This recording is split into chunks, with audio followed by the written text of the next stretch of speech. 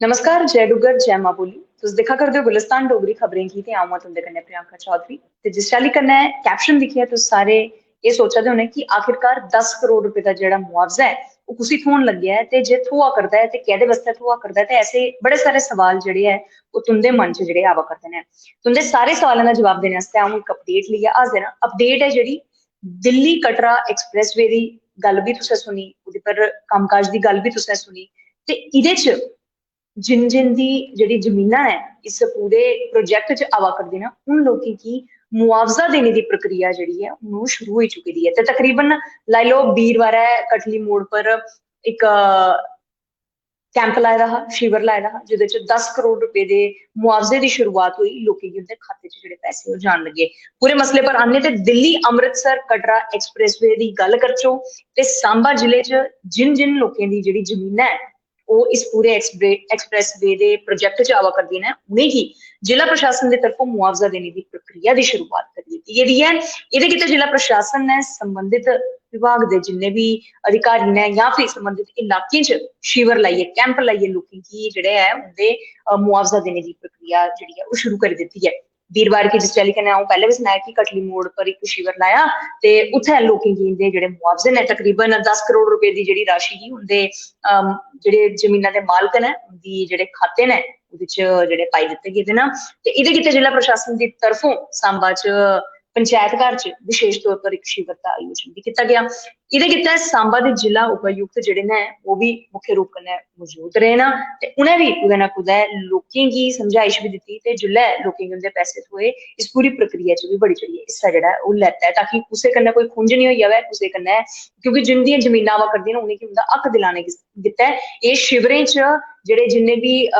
Officials न जिन्ने B प्रमुख अधिकारी न उंदा होना बड़ा ज्यादा जरूरी है ताकि लोकें कन्नै इंसाफ भी होई सकै, लोकें गी नियमित तौर पर जेह्ड़ा मुआवजा ओह् बी थ्होई सकै। शिविर च गल्ल करचै ते 51 जेह्ड़ी जमीनें दे मालक ही उंदी पहचान कराइयै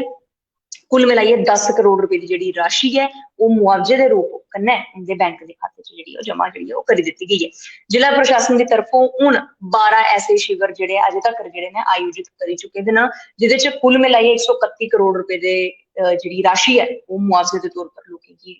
थ्होई चुकी दी है। ते कल जेकर एह् गल्ल करचै पिछले कल दी ते उसलै बी कुदै शिविर लग्गेआ, शुक्रवारें बी शिविर लग्गेआ ते रेहा पंचायत घर दी गल्ल करचै उत्थै बी इक शिविर लाया गेआ जित्थै सांबा जिले प्रशासन गी जेह्ड़ी जानकारी मिली ही ते ओह्दे च अजें तक्कर 12 शिविर जेह्ड़े ऐसे लाई चुके दे न जेह्ड़े जियां मैं कटली मोड़ दा इत्थै जिक्र कीता, रेहा पंचायत घर दा जिक्र कीता ते इस चाल्ली कन्नै होर बी कुल मिलाइयै 12 ऐसे शिविर न जेह्ड़े आयोजित करी दित्ते गेदे न ते लोकें गी उंदे जेह्ड़े हक न लोकें गी जेह्ड़ी उंदी जमीनां दा मुआवजा दित्ता जा करदा ऐ। सांबा जिला प्रशासन की गल करचै ते 13 अगस्त गी एह्दा पैह्ला शिविर जेह्ड़ा ओह् लाया हा ते ओह्दे परैंत्त मुआवजा दी जेह्ड़ी एह् प्रक्रिया ही एह्दे च लोकें गी जेह्ड़े पैसे देना शुरू करी दित्ते हे ते गल्ल करचो ते रेहा पंचायत घर च बी शिविर जेह्ड़ा ओह् लाया गेआ। कुदै ना कुदै इक अच्छी पैह्ल ही ते 20 अगस्त गी एह् रेहा पंचायत घर च शिविर दा आयोजन कीता गेआ जेह्दी त्यारी जेह्ड़ी ऐ फिलहाल पूरी चाल्ली कन्नै करी लैती गेदी ही ते जिन्ने बी लाभार्थी हे उ'नेंगी बी कुदै ना कुदै एह्दा जेह्ड़ा लाभ ऐ ओह् दित्ता जा करदा ऐ। दिल्ली कटरा एक्सप्रेस वे दी गल्ल करचो ते सांबा जिले च जिन जिन लोकें दी जमीनां आई दियां न उ'नेंगी मुआवजा दित्ता जा रदा ऐ ते सार्वजनिक तौर पर शिविर लाइयै उ'नेंगी जागरूक बी कीता जा करदा ऐ ते उंदे पूरे पैसे उंदे खाते च जेह्ड़े ऐ भेजे जा करदे ऐ। अच्छी गल्ल ऐ,